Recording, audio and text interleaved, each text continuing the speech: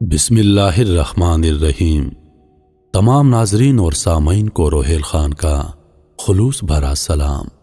میں ہوں روہیل خان اور آپ دیکھ رہے ہیں روہیل وائس چینل۔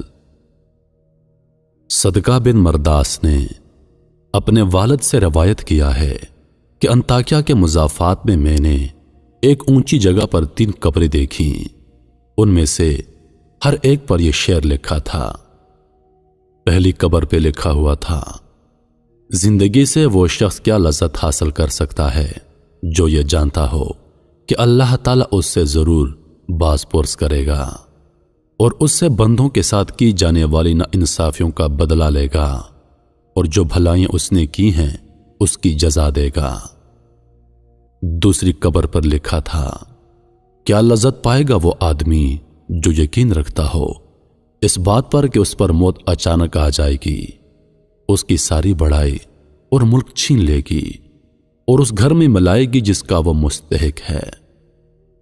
تیسری قبر پر لکھا تھا، کیسے مزے لوٹے گا وہ آدمی جس کا رخ ایسی منزل کی طرف ہے جس پر اترنا جوانوں کو بوڑھا کر دیتا ہے، جو چہرے کے نقوش کو بہت جلد مٹا دیتا ہے اور جس کے جوڑ بوسیدہ ہو جائیں گے۔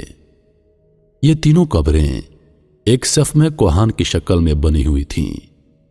راوی کہتا ہے کہ میں ایک بوڑھے کے پاس جا کر بیٹھ گیا اور اس سے کہا، میں نے تمہاری بستی میں ایک عجیب بات دیکھی۔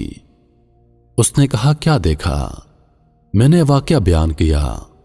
اس بوڑھے آدمی نے کہا، ان کا قصہ اس سے بھی زیادہ تعجب خیز ہے جو تم نے ان کی قبروں پر دیکھا۔ میں نے کہا، آپ ان کا قصہ سنائیے۔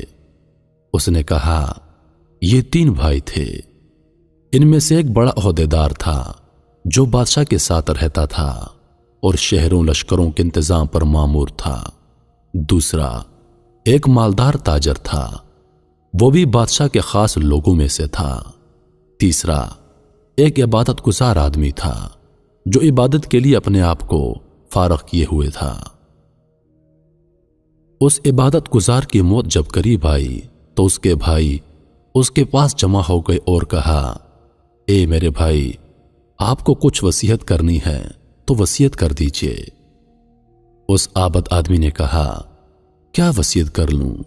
اللہ کی قسم میرا کوئی مال نہیں ہے کہ میں وصیت کروں، نہ میرا کسی پر قرض ہے جس کے لینے کی وصیت کروں۔ میں نے دنیا میں کوئی چیز نہیں چھوڑی جس کے لوٹنے کا اندیشہ ہو۔